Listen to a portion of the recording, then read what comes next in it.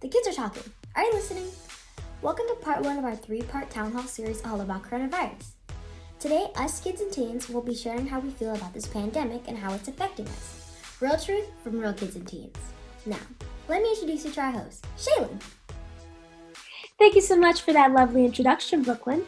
We have real kids and teens telling us their unfiltered, unscripted truth on how this virus has changed their lives.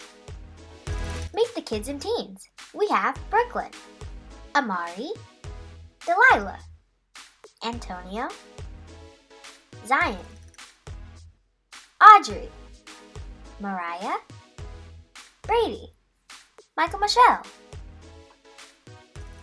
Aiden, CJ, Gabrielle, Violet, and Jada.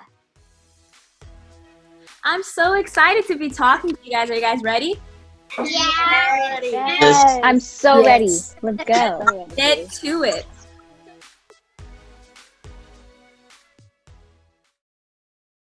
So when you all are watching this on TV, with your parents, how does this make you feel? What's going through your minds? Hands, Brooke. I'm sorry, Brooke, your mic is muted. Okay. At first, I think it still is really scary to me because it's like, at first, I think we weren't prepared. Like, most people were making a joke out of it and stuff. But now that it's gotten, like, really serious and people are dying every day, it's, like, very scary to think about how we're over here just, chilling inside, watching TV, talking to friends. But there are people who are in the hospital struggling with this virus and people who are trying to stock up because we don't even know what's like the end result is going to be yet because they still don't have a cure as far as we know. And yeah, we just don't really know what's going on in the world. We only know what the news is telling us. I definitely understand how you feel, and I understand how that can be frightening. Okay, so let's go to Michael Michelle. At the beginning, it was really, really freaky because, we weren't getting any, news about it. It was a new virus, and we didn't know what to do. But now, if you're following the rules and saying what, they should do, it's not pretty freaky. Got you. All right, who would like to go next? Any more hands? All right, Violet, would you like to speak on the subject? Well, I feel like I agree with Michael Michelle, about how if you're following the rules and everything, then nothing's really bad is gonna happen. But I feel like everyone's kind of nervous that their family might get it or something. Mm-hmm. That's a part of what makes everyone a little bit more scared. Cause us being kids, we have a strong immune system, so we're not really scared that we're gonna get it, especially with us staying inside. But we're just scared that our family might get it. So that just makes us nervous. I definitely understand. We're going to do one more person before we move on. Gabrielle?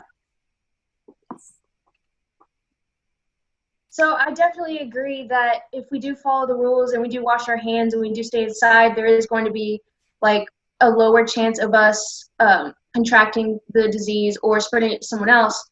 But it's definitely scary because, people are dying every single day. There are people who are hanging on by threads to life because of this virus, and there isn't a cure for this yet. So it's really terrifying to see drive-by coronavirus checks.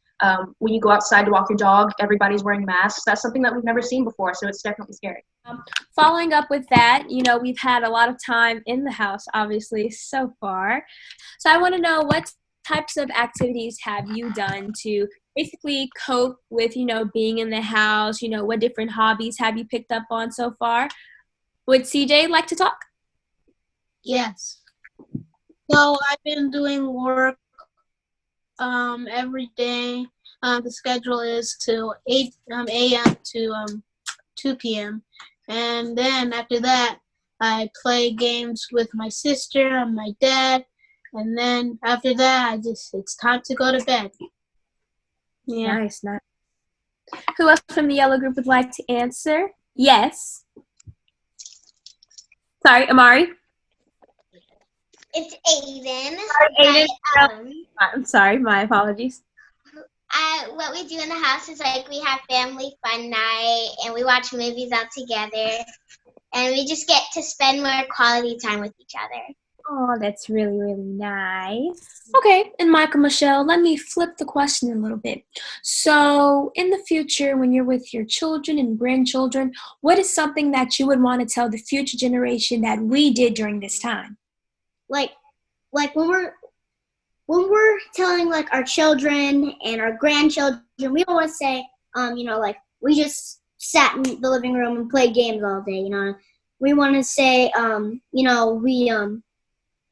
we talked to our friends. I mean, we did something like this, like kids talk too. We read a book to children in need. I mean, we donated.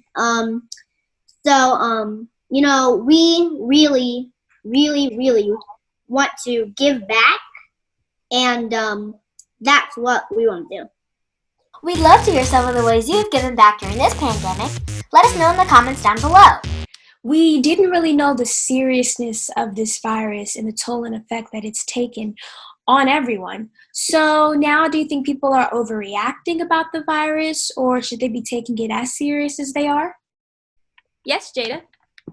I feel like this is a very serious deal. I feel like this is a really big deal because people are dying every day, and that's not something you'd say oh my gosh, someone's overreacting. It's something that we need to take into consideration and really be prepared because this is really serious. People are losing their loved ones, and it's kind of scary at the same time. It's you have to be very cautious, and it's a really tough time. That does put it into perspective for people who don't take it serious enough. Definitely. Would anybody else? Yes, Gabrielle? So recently, the governor said to all of the people in California, do not go out of your house unless you absolutely, absolutely, absolutely need it. That means grocery store, that means everything. So we were getting pretty low on essential things that we needed, so we went out to the grocery store, and it was packed with people. But you could tell, they didn't need the stuff. You know what I mean? There were so many people, outside, the pizza place and, our favorite restaurants and things like that. And I was like, no, this is not what the governor just said. They just said if you really need to go outside, you need to, chill otherwise. So it's something that really needs to be taken seriously, and I don't think enough people really are. That is very true. Now, we have more answers to this. Okay, we're going to go with Violet. Well, I do see things on social media of people that aren't practicing social distancing and still going to hang out with their friends, which does make me a little nervous because sometimes it's people that I know, so I get nervous that they possibly could get it or spread it to other people. And then I also see people almost bragging on social media, how they've stocked up and everything, and it kind of, I don't know what way it makes me feel, but I just get sad for people that really need it, that are the older people that are going to stay in their homes and they need to have the resources versus the other people that are just stocking up with it even though they don't need it. Yes. Since the beginning, the hoarding syndrome has been real and has been having a really negative effect on people. I don't think it's really good that people are joking around about this, because if we're being told to stay inside, that's obviously how to avoid the coronavirus. And then people want to joke around about it, but then when something happens to one of their family members, they wonder why. But it's the longer you stay inside, the quicker the virus will go down. Because if nobody's outside, there's no way of spreading it. Yes, we got to flatten the curve, girl. I know you're 6 feet apart, which is what you should be away from each other if you're outdoors, but you still shouldn't even be hanging around each other, or you just shouldn't even be going outside unless you really have to. That's why you have FaceTime, so that you can watch movies together and stuff like that. Now we're going to move on to the next question.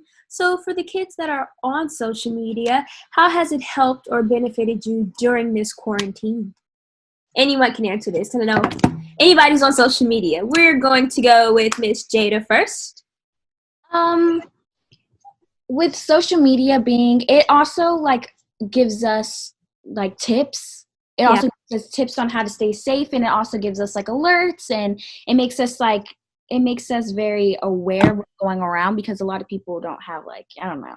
A lot of people aren't just gonna be like, oh, let me put on the news. You know, they're always on social media and Instagram and all that. So they're scrolling on Instagram and they're like, oh my gosh, like this is what's happening. So it gives us like alerts, and then it also just like kind of like the brighter side of it kind of just makes us like more, gives us like, how should I say this? It makes us more occupied. Yeah. Because, you know, we're stuck in the house, so we have to make the best of it. So I guess social media is kind of like, you know, like TikTok and all that stuff. Now, do you have a favorite TikTok type video or trend that's going on with the quarantine? No, I just love TikTok. It's so much fun. And I hope everybody can elaborate on that, because TikTok is the best. Gabrielle had a response to that. Okay, so I recently saw this TikTok. It's like this TikTok trend where people are doing crazy things with their blankets. Like, because you have a blanket wrapped around you all day. And then there was this lady who was running around her house with her blanket, kind of like Batman, going to her fridge. And I thought that was really, really funny. So that probably has to be one of my favorite TikTok trends related to the coronavirus. It's so funny. Okay, Brookie? Yeah, I also saw a video like that, but I saw Jason Derulo do it, and it was really hilarious. But another one of my favorite TikTok trends about quarantine is when the one where like, I'm bored in the house and I'm in the house bored. Yeah. I find like the videos it makes that sounded so funny. Okay, I'm bored in the house and I'm in the house bored. Bored in the house and I'm in the house bored. But I do think social media really helps also, because again, it keeps you occupied, like Jada said. But it also helps with coronavirus, because, for example, they put up videos of how to survive. Like, they show how you can make masks from home, which is really cool, because if we were to run out of masks, then we obviously need to know how to, you know, make some from home. So I think that's really good too. Exactly. Hey everyone, it's Brooklyn, one of the hosts of Kids Talk 2, and this is my mom. And today I'm going to be asking her a few questions. So Mom, what's your favorite social media trend, and how do you think social media has helped us through this whole coronavirus thing? My favorite social media trend has got to be the Don't Rush Challenge and Wait, I shouldn't on the wrong part. Anyway, also, I think social media has helped you guys because it gives you an escape. It gives you another way to get information, also because you're getting information from your peers. Although I'm not sure that all the information that you're getting is good information or if it's factual, but it's a good way to pass along information, stay connected, talk to your peers, get new ideas, and take your mind off everything heavy that's going on. So, yeah, those are my thoughts. Alrighty, back to the show. Bye. All right, Michael, Michelle, do you want to answer this question?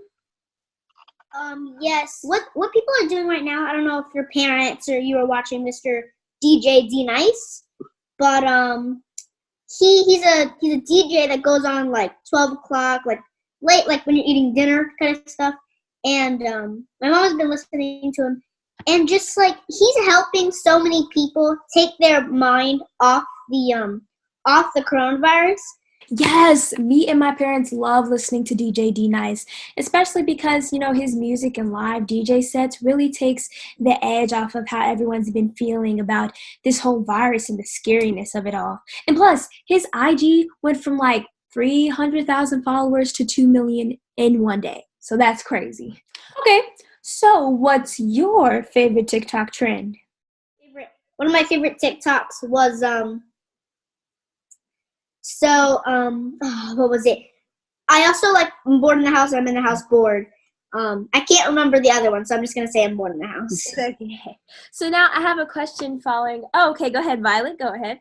Well, I feel like social media kind of just gives us like a peace of mind during this, because like a lot of us are on social media, so we get to like it just doesn't like make us bored all day. So we have at least something to do, and then also it like a bunch of the other kids said, it like helps us with the coronavirus, because like one day my mom and I had gone to the store and there was no more hand sanitizer and we had no more, but I saw like a way to make your own hand sanitizer and I went home and made it, and it works like great. It's just like regular hand sanitizer. in the aloe vera in the, what is it called? Rubbing alcohol? Rubbing alcohol. Yeah.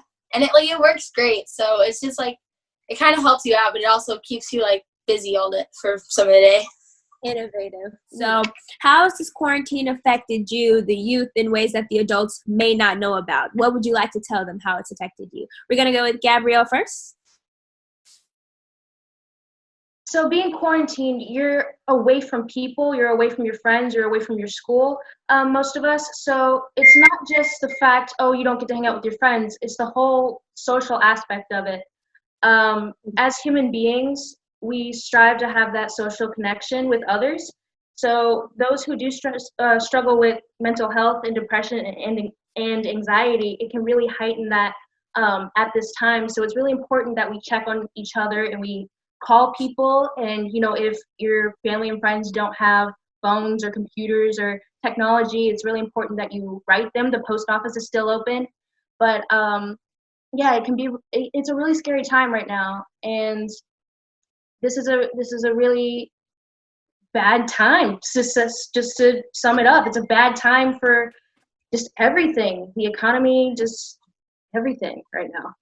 Yes, I am so glad that you mentioned mental health, because there are so many people struggling with this, you know. And at the end of this episode, we will put some numbers and websites to help those who are struggling with mental health at this time. We're going to get Jada next.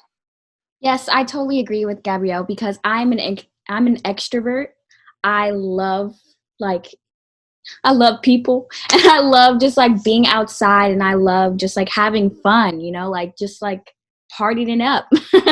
But also just like being around like my friends, and like I love my grandma, so like being around my grandma and my siblings and stuff like that. So just like not being able to like see like all of them is kind of just like weird. And that's why I try being on my phone as much as I can, just like catch up like all my friends, because you know, like all my friends are extroverts too, so we're kind of just like, it's like a really like crazy time, especially me being an extrovert. So definitely, we're gonna get one more. Go ahead, Brooke. I think what Gabrielle said was really good, but yeah, I agree with both of Jada and Gabrielle. And it's especially the part of school, like you're gonna miss out on all the events like graduation and fifth grade school dances and things like that. It's just the thought of that we're gonna miss out on things like that, not being able to see some of our friends. And it's not only that, it's just social distancing. We've never really done anything like this before. So I do understand how it can be hard for some people to like avoid leaving the house and things like that. And I think that the thing that they were doing on the cars, I think that was cool. But then again, it's like if you really actually want to be with your friends, then I do think it's best to stay inside so that this can be just over with. Now it's time for some advice to the adults. Stay inside. If everybody stays inside, that can help us and that can help all of them too. So stay inside and wash your hands, because that'll cut down on the spread of it and we can get back to normal quicker. I feel like the adults like shouldn't freak out as much in front of the kids, because they feel like more nervous and then they'll make them freak out, and then it's like we don't need that. I definitely think leave the toilet paper alone, first of all. Second of all, what Gabriella said, stay home. And, what you should be stocking up on is, not toilet paper. Hand sanitizer and that kind of stuff. But also, don't let the moms and dads go crazy. Definitely not. Now, question. So since like you guys are kids at home, do you run your parents crazy being at home? Michael, Michelle? I'm a little crazy. I'm like a pinch of crazy, but my mom is like crazy. I think all of our parents are going a little crazy, especially with us being trapped in the house all day. We like to end our show with thank yous to the essential workers. So my dad works for FedEx, and so he helps people get their packages who has like things that they need, like so people don't have to go out and get it and don't try to get a risk of sick. So people order it instead, so they don't have to go and leave their house. Like a lot of the others, I want to give a big thank you to everyone that's working like in hospitals and everything, because they're in a way risking their own lives to save ours. And so that's like a really big thing for me. And they're just doing so much for us. Like my mom, she has a client for someone that she works with, and she works as a nurse, and she's not even allowed to be around her kids. Like she's like living in an apartment somewhere else right now so that she doesn't possibly bring it home and bring it to her children or her husband. So like they're all like risking stuff to be like to do things for us, and they don't even know us. So I just want to say thank you to all of them.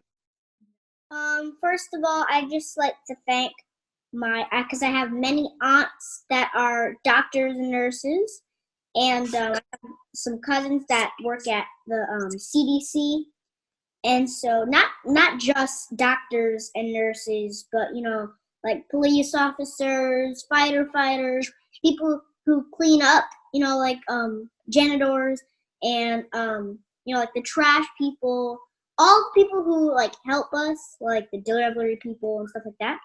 They have just been so helpful in these hard times, and they definitely have been providing for us. And we sometimes we take it for granted, but we absolutely shouldn't. Thanks for watching part 1 of our 3-part town hall series all about coronavirus. Hope to see you at part 2 and 3. Bye!